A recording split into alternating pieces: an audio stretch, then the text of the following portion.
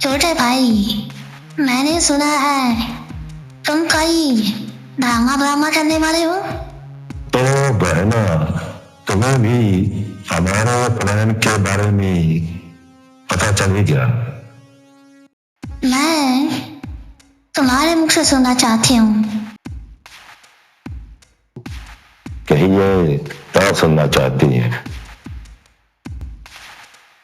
मैंने तुम बाप और बेटे की बातें कब सुनी थी।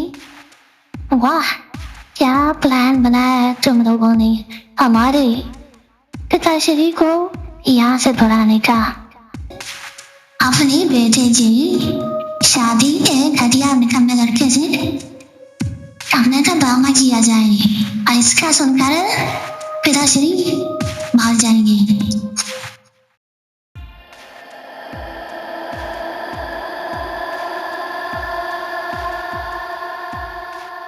इसको छोड़ूं और उधर जाकर देखूं बाप बुआ क्या खिचड़ी पका रही। क्या पता छोटी बहना, पिताश्री हमारा ये ड्रामा देखकर यहाँ से 9-11 हो जाए। अगर ना भी हुए तो कम से कम ये जानकर दुखी तो होंगे कि उनकी प्यारी पोते की शादी एक घटिया और निकम्मे लड़के से होने जा रही है। और पिताश्री को दुखी करना तुम्हारे छोटे भाई का मकसद है बहना, समझी? सुबह से जिस लड़के को ढूंढने निकले थे वो मिला क्या नहीं? हाँ, मिला क्यों नहीं बहना, मिल गया। ढूंढने से तो भगवान भी मिल जाता है। ये भी मिल गया। कहता था कि रात के 11 बजे आपकी कोठी में पहुंच जाऊंगा। 11 तो बज गए छोटे भाई। लगता है तुम्हारा वो लड़का नहीं आने वाला। बहनों, आजकल के लड़कों को वक्त की कहाँ कदर होती है। लेकिन ये लड़का मुझे लगता है 12 बजे से पहले पक्का पहुंच जाएगा। तुम देखना तुम बहना। तुम्हें उस पर कितना यकीन है? यकीन कैसे ना होगा बहना, उसने बात ही कुछ ऐसी की। ऐसी क्या बात की, बताओगे मुझे? बहना, मैंने उस लड़के के आगे एक से बढ़कर एक ऑफर रखी। कहा, इस काम के लिए काम मांगोगे कहा दे दूंगा, कोठी कहोगे कोठी तुम्हारे नाम कर दूंगा, कैश जितना मांगोगे उतना दूंगा। लेकिन वो लड़का मेरी बात सुनकर बोला, छोरी, मैं आपसे इस काम के लिए एक संगी कार्य तक नहीं लूंगा। बहना, मैं तो सचमुच उस लड़के का कायल हो गया। कायल क्या, दीवाना हो गया। ऐसे नेक बंदे की कायल से छोटे भाई मैं भी हो गई। अरे बहना, तो तुम भी उस लड़के की कायल हो गई?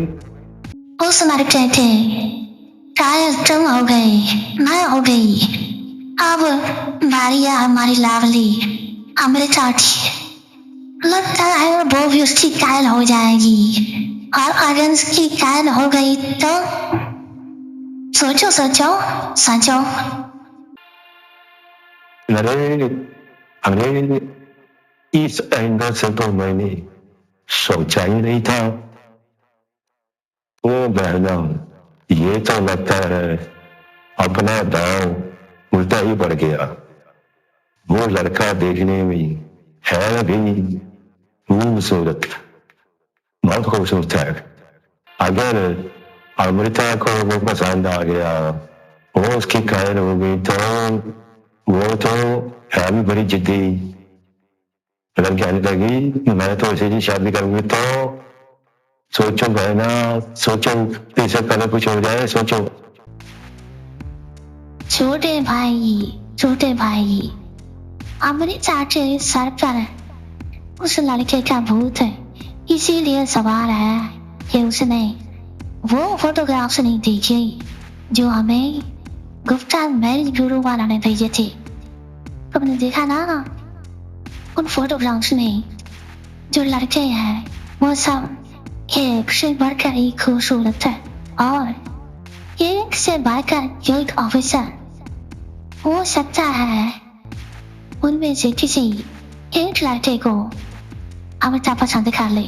मुझे पूरा यकीन है वो पसंद करेगी, जरूर करेगी और फिर उसके साथ से अगर इस लड़के का भूत सवार हुआ उतर जाएगा। वो तुम अभी अमृता को बुलाओ और वो सारे फोटोग्राफ्स उसके आगे रखो।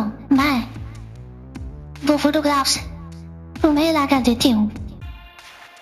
अरे इससे पहले कि वो तस्वीरें इस बुआ के हाथ लगी, जल्दी से इस लड़की के शरीर में घुसो और उन तस्वीरों को गायब। अरे बहना, पहले ये तो बताओ वो लड़का जो यहाँ पहुंचने वाला है उसका क्या करेंगे? ये मुझे हुआ क्या था, मैं तो उस लड़के के साथ पार्क में थी, वहां से चली कैसे आई पता नहीं क्या हुआ था मुझे। तुम तो बहना सोच में पड़ गई। बताओ ना उस लड़के का क्या किया जाए? सोच में तो मैं हूँ, तो छोटे भाई क्यों न ऐसा किया जाए कि वो फोटोग्राफ्स लेकर मैं ही अमृता के कमरे में जाऊं और उसे ये फोटो दिखाऊं और उसे बाहर ना ले दूं। तब तक तुम किसी तरह इस लड़के को यहाँ से रवाना कर देना, यही ठीक रहेगा। तो फिर बहना आप जल्दी से अपने कमरे में जाओ और वहां से वो सारे फोटोग्राफ्स उठाकर अमृता से मिलो, अमृता को फोटो दिखाओ। तब तक अगर वो लड़का मैं किसी बहाने उसे यहाँ से चलता करूंगा। इस लड़की के शरीर में जाकर वो तस्वीरें तो मैंने हार डाली, अब फिर इसके शरीर में जाऊं और इस ड्रामे का अगला सीन मैं लिखूं। छोटे भाई, वो फोटोग्राफ्स जो मैंने अपने बेड पर रखे थे वहां नहीं, पता नहीं कहाँ गई, मुझे नहीं मिली। क्या कह रही हो बहना? वो फोटोग्राफ्स तुम्हारे कमरे में नहीं?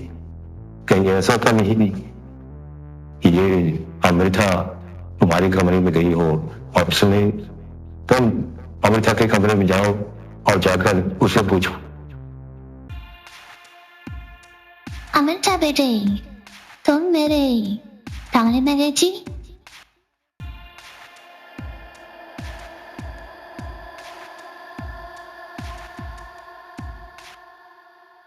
जी नहीं तो।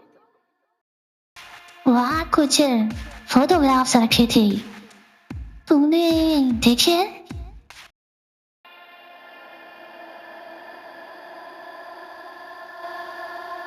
नहीं जी, मैंने तो नहीं देखे।